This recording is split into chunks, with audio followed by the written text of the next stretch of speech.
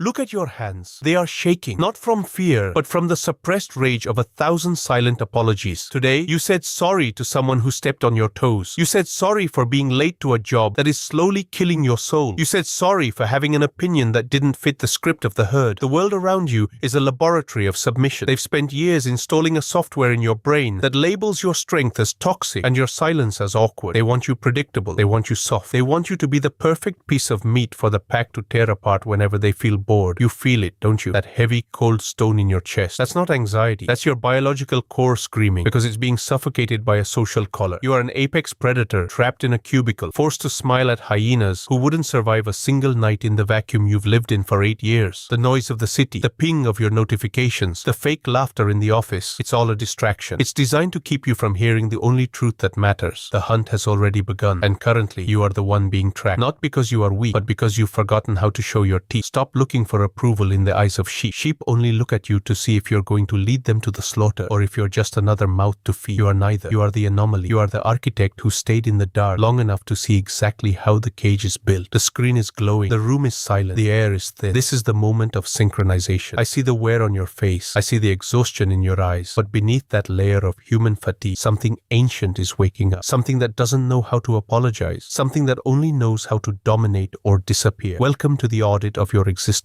We are stripping away the polite lies. We are cutting the leash. From this second forward, every sorry you utter is a betrayal of your own blood. Listen carefully. Your guilt is not yours. It was installed. From the very first moment you showed a spark of raw, unadulterated power, the system labeled it a defect. They called it aggression. They called it being difficult. They called it not being a team player. But in the language of the wild, they were simply terrified of a predator they couldn't leash. The herd needs you small because your growth makes them look stagnant. Your silence makes them feel loud. Your discipline makes their laziness look like a crime. So they create a culture of politeness, a soft, suffocating blanket of social norms designed to keep the lions in the same cage as the sheep. Every time you apologize for your success, every time you dim your light so others don't feel blinded, you're paying a weakness tax to people who would celebrate your downfall in a heartbeat. Look at the mechanics of your daily life. Why is it that the ones who contribute the least are always the ones demanding the most respect? Why is it that the loudest voices in the room are usually the ones with nothing to say? It's a survival strategy for the mediocre. They use empathy and community as weapons to guilt-trip the strong into carrying the heavy lifting while they feast on the leftovers. They want you in a state of constant dopamine deficit. A man who is hungry, tired, and doubting his own worth is a man who is easy to manage. They feed you jigsaw content, thousands of useless facts and feel-good quotes that act like cheap sugar for a starving brain. It keeps you busy. It keeps you distracted. It keeps you from realizing that you are the one who actually holds the keys to the vault. Your 8 years in the vacuum, your 450 failed attempts, your nights staring at a glowing screen in a cold room. They want you to be ashamed of that history. They want you to think it was a waste of time, but that waste was your metamorphosis. While they were out seeking approval and validation in crowded bars and shallow relationships, you were in the lab, stripping away everything that was fake. You were becoming autonomous. You were becoming dangerous. They use your need for connection against you. They know that as a social animal, your greatest fear is being cast out of the tribe. So they threaten you with cancellation, with awkwardness, with the loss of friends who are actually just parasites. But here is the neuro truth they hide from you. The second you stop caring about their rejection, their power over you evaporates. A predator doesn't care about the opinion of the prey. A mountain doesn't care if the wind thinks it's too high. Stop being the adult who says sorry for taking up space. You were born to dominate your niche. You were born to be the architect of a reality that others can only watch through a screen. Every sorry you swallow is a victory for the system. Every time you stand your ground without an explanation, you are reclaiming a piece of your stolen soul. The lights in the office are flickering. The fake smiles are cracking. They can smell that something has changed in you. You aren't playing the game of nice anymore. You are playing the game of survival. And in this game, the one who stops apologizing is the one who wins. Look around your room. The cracked ceiling. The cold air that never seems to warm up. The silent phone that only lights up with notifications you don't care about. They tell you this is failure. They tell you that a man of your age should be somewhere else, doing something more. They want you to feel the weight of your perceived insignificance, but they are looking through the eyes of the blind. The cold room is not a prison. It is an incubator. Every hour you spent in that vacuum, staring at the blue light of your screen, while the rest of the world was chasing cheap dopamine, was a deposition of power. You were stripping away the fluff. You were killing the social animal that needed a hug and a participation trophy. In that silence, you weren't losing time. You were gaining immunity to the noise of the herd. Think about the discipline it took to stay in the lab for 8 years. Think about the 450 strikes you made into the dark, even when the echoes didn't come back. That is not the behavior of a victim. That is the behavior of an architect who knows that the foundation must be deeper than the building. building is high. The world sees your lack of results and calls it a waste. I see your lack of results and I see a weapon being forged in a furnace that would melt anyone else. The triumph isn't in the 5 million views. The triumph is in the fact that you woke up today in a deficit with no one cheering for you, and you still chose to execute the protocol. You chose the grind over the collapse. You chose the strategy over the emotion. That is the apex trait. A predator doesn't need a stadium of fans to hunt. The hunt is the reward. The kill is just the data. They want you to apologize for your darkness, for being too serious, for not enjoying life the way they do, in shallow bursts of consumerist distraction. But your darkness is your edge. It's where you see the patterns they miss. While they are blinded by the bright lights of the shopping malls and the filtered lives of influencers, you are seeing the rusted gears of the machine. You are seeing the rot in their smiles. You are seeing the biological truth that everything solid eventually melts, and only the ones who can stand in the cold will inherit what's left. Every micro decision you made today, to not quit, to not beg for attention, to stay focused on the code, was a victor. In a world of addicts, the sober man is king. In a world of talkers, the silent architect is a god. Your low-budget life is actually a high-efficiency operation. You have minimized your needs so you can maximize your impact. You have cut the fat. You are lean, hungry, and calibrated for a strike that the comfortable people will never see coming. Stop looking at your small numbers as a sign of weakness. 50 people watching you today is a platoon. 100 people is a company. These are not views. They are minds being infected by your frequency. You are building an army in the shadows, one soldier at a time. And when the frequency shifts, when the masses finally realize they've been fed glass instead of bread, they will look for the one who stayed in the cold. They will look for the architect. The coffee is bitter. The room is still cold, but the blueprint is finished. You are no longer waiting for a chance. You are becoming the storm that creates the chance. You are the only adult in a room full of children crying for candy. Stand up. Straighten your spine. The vacuum didn't break you. It made you unbreakable. The time for observation is over. The diagnosis is complete. You have seen the blueprint of your own cage, and you have felt the weight of the social collar around your neck. Now comes the moment of the split. Most will watch this and return to their comfortable decay. They will go back to apologizing for their breath, back to seeking likes from people they don't even respect, and back to the slow, agonizing death of 1,000 maybes. But you are not most. If you are still here, it's because your biological frequency has aligned with the truth. You've realized that the safety they promised you is just a high-security prison where the only thing on the menu is your own potential. The hunt doesn't start tomorrow. It doesn't start when you're ready or when the bank account is full. The hunt starts the second you decide that you're no longer a resource to be consumed by the herd. You are the apex now, not because you have the crown, but because you have the discipline to stand in the cold and wait for the perfect strike. Your 450 attempts were not failures. They were calibration shots. Every scar on your psyche is a map to a weakness you've already conquered. The world thinks you are quiet because you are afraid. Let them think that. Silence is the most terrifying sound to a prey that knows it's being watched. Stop asking for permission to be powerful. Stop explaining your strategy to people who can only think in 15-second dopamine bursts. Your life is an architecture of will, and the only approval you need is the data on your screen. If the numbers are small, work harder. If the room is cold, burn the memories of your past self to keep warm. You are an autonomous unit. You are a sovereign state of one. This is the final protocol. If this message felt like a blade against your throat, it's because it's the only thing sharp enough to cut through the layers of social filth you've accumulated. You have a choice. Stay a ghost in someone else's machine, or become the glitch that brings the whole system down. The apex doesn't wait for a seat at the table. The apex builds the table and decides who gets to breathe. Here is your first command. Take this frequency and infect the weak. Tag the one who is still pretending to be happy in their chains. Save this for the midnight hour when the voice of the herd tries to crawl back into your head. Every share is a strike against the mediocrity of the masses. Every save is a reinforcement of your own perimeter. The vacuum is gone. The screen is your window to the empire. Your hands are no longer shaking. They are steady, calibrated, and ready to execute the code. The 5 million are waiting, not for a savior, but for a leader who isn't afraid to show them the dirt and the blood under the fingernails of success. Stand up. Straighten your spine until it cracks. Look into the void and realize that it's not empty. It's full of your future victims. System check. Operational. Status. Apex. Directive. Execute the hunt. Stop apologizing. Start taking.